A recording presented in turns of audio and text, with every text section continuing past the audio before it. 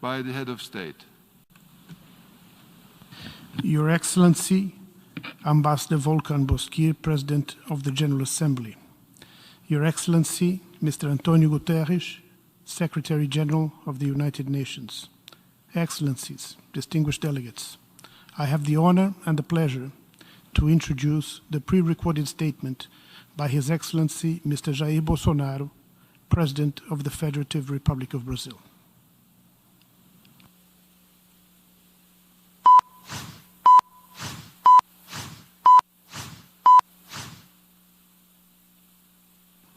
Senhor Presidente da Assembleia Geral, Volkan Bozkır, Senhor Secretário-Geral da ONU, Antônio Guterres, a quem tenho a satisfação de cumprimentar em nossa língua-mãe, chefes de Estado, de governo e de delegações, senhoras e senhores.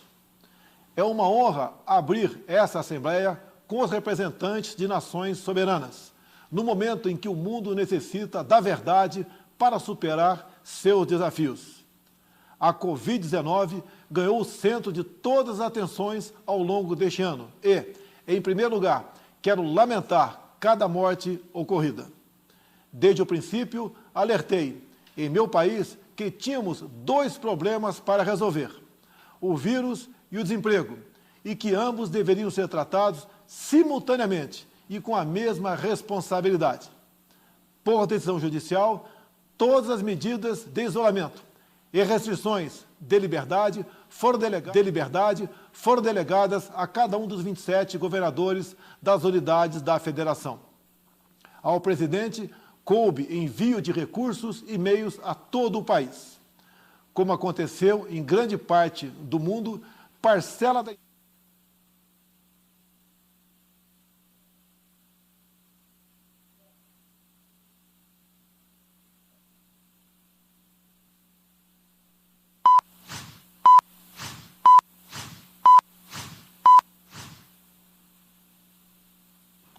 Senhor Presidente da Assembleia Geral, Volkan Bozkır, Senhor Secretário-Geral da ONU, Antônio Guterres, a quem tenho a satisfação de cumprimentar em nossa língua-mãe, chefes de Estado, de governo e de delegações, senhoras e senhores.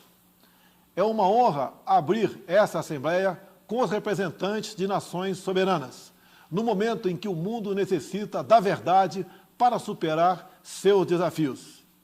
A Covid-19 ganhou o centro de todas as atenções ao longo deste ano e, em primeiro lugar, quero lamentar cada morte ocorrida. Desde o princípio, alertei, em meu país, que tínhamos dois problemas para resolver, o vírus e o desemprego, e que ambos deveriam ser tratados simultaneamente e com a mesma responsabilidade. Por decisão judicial, todas as medidas de isolamento e restrições de liberdade foram delegadas a cada um dos 27 governadores das unidades da Federação. Ao presidente, coube envio de recursos e meios a todo o país. Como aconteceu em grande parte do mundo, parcela da imprensa brasileira também politizou o vírus, disseminando o pânico entre a população. Sob o lema "Fique em casa" e "A economia a gente vê depois", quase trouxeram o caos social ao país. Nosso governo, de forma arrojada, implementou várias medidas econômicas que evitaram o mal maior. Concedeu auxílio emergencial em parcelas que somam aproximadamente $1.000 para 65 milhões de pessoas, o maior programa de assistência aos mais pobres no Brasil e talvez um dos maiores do mundo. Destinou mais de $100 bilhões para ações de saúde, socorro a pequenas e microempresas, assim como compensou a perda de arrecadação dos estados e municípios. Assistiu a mais de 200 mil famílias indígenas com produtos alimentícios e prevenção à Covid. Estimulou, ouvindo profissionais de saúde, o tratamento precoce da doença. Destinou $400 milhões para pesquisa, desenvolvimento e produção da vacina de Oxford no Brasil. Não faltaram, nos hospitais, os meios para atender aos pacientes de Covid. A pandemia deixa a grande lição de que não podemos depender apenas de umas poucas nações para a produção de insumos e meios essenciais para a nossa sobrevivência.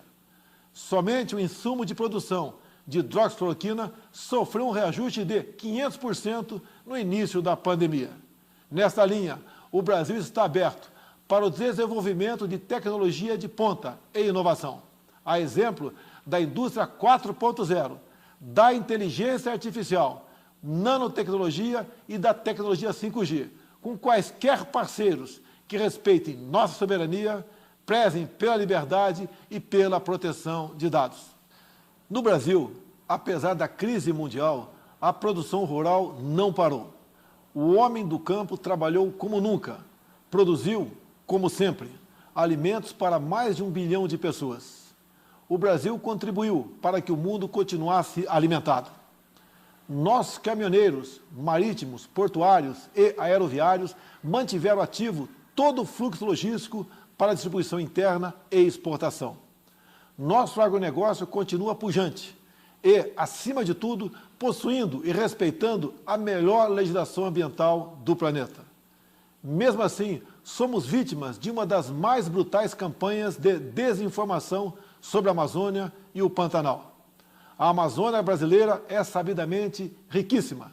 Isso explica o apoio de instituições internacionais a essa campanha escorada em interesses escusos que se unem a associações brasileiras, aproveitadoras e patrióticas, com o objetivo de prejudicar o governo e o próprio Brasil. Somos líderes em conservação de florestas tropicais. Temos a matriz energética mais limpa e diversificada do mundo.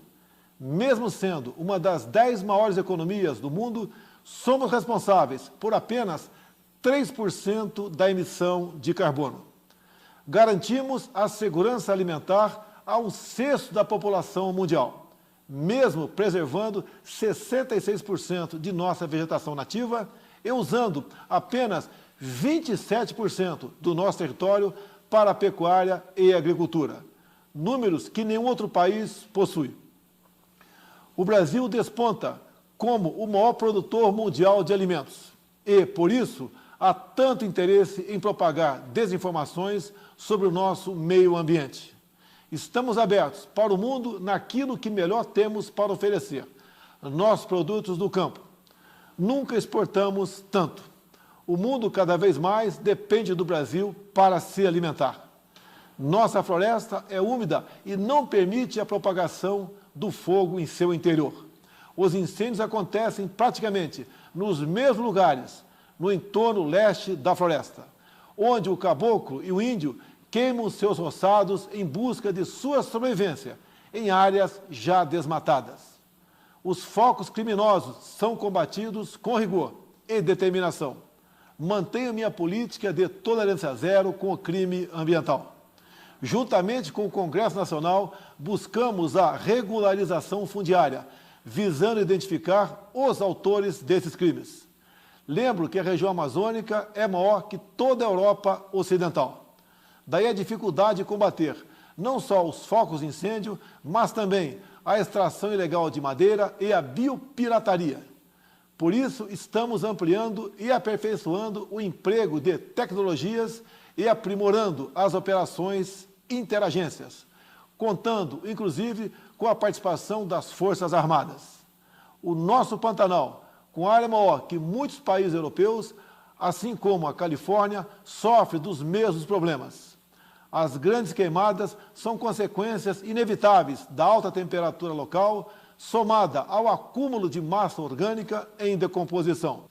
A nossa preocupação com o meio ambiente vai além das nossas florestas. Nosso Programa Nacional de Combate ao Lixo no Mar, um dos primeiros a serem lançados no mundo, cria uma estratégia para os nossos 8.500 quilômetros de costa. Nessa linha, o Brasil se esforçou na COP25 em Madrid para regulamentar os artigos do Acordo de Paris que permitiriam o estabelecimento efetivo do mercado de carbono internacional. Infelizmente, fomos vencidos pelo protecionismo.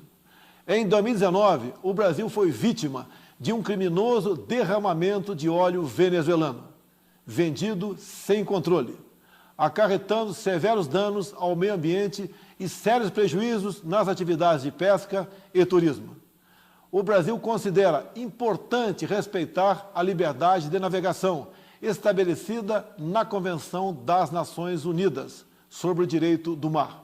Entretanto, as regras de proteção ambiental devem ser respeitadas e os crimes devem ser apurados com agilidade, para que agressões como a ocorrida contra o Brasil não venham a atingir outros países.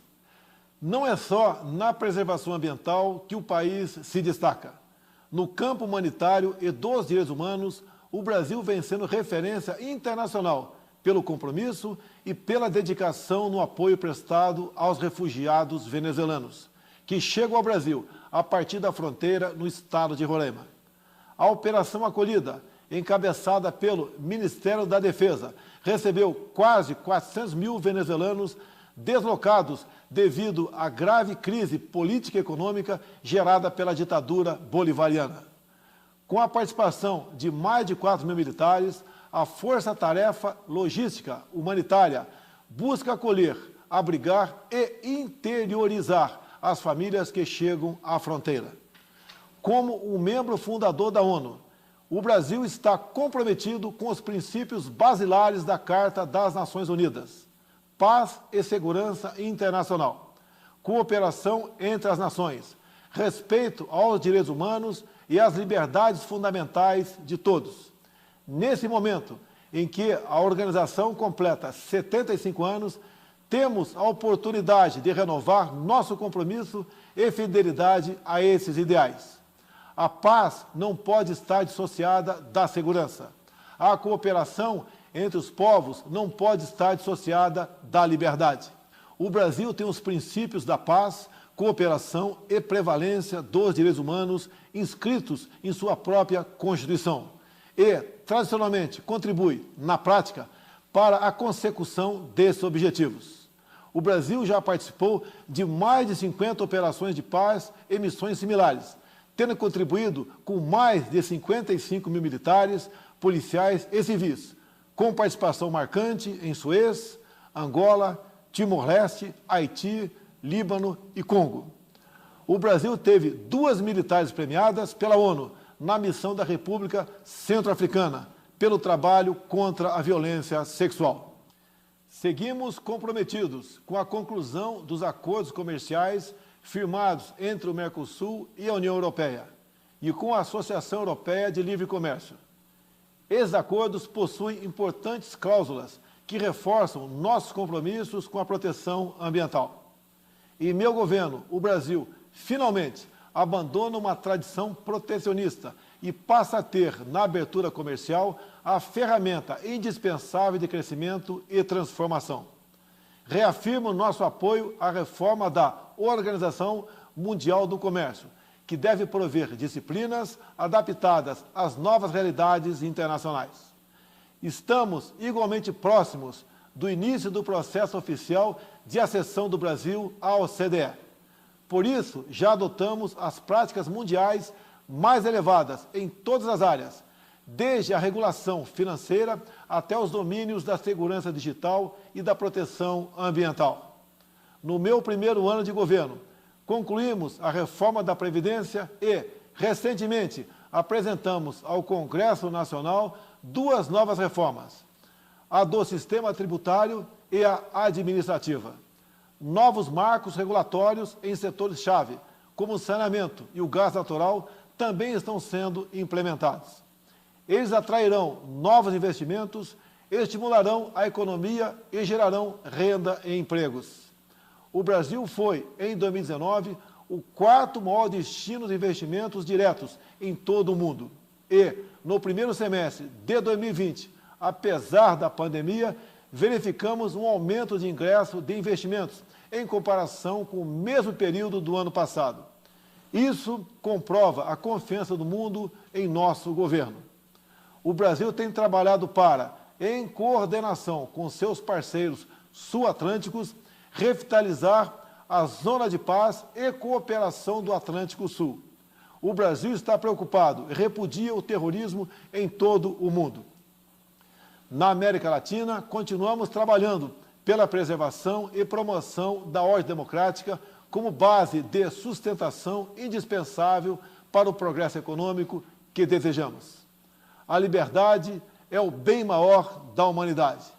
Faço um apelo a toda a comunidade internacional pela liberdade religiosa e pelo combate à cristofobia. Também quero reafirmar minha solidariedade e apoio ao povo do Líbano pelas recentes adversidades sofridas. Cremos que o momento é propício para trabalharmos pela abertura de novos horizontes, muito mais otimistas para o futuro do Oriente Médio. Os acordos de paz entre Israel e os Emirados Árabes Unidos e entre Israel e o Bahrein, 3 países amigos do Brasil, com os quais ampliamos imensamente nossas relações durante o meu governo, constitui excelente notícia. O Brasil saúda também o plano de paz e prosperidade lançado pelo presidente Donald Trump, com uma visão promissora para, após mais de 7 décadas de esforços, retomar o caminho da tão desejada solução de conflito israelense-palestino.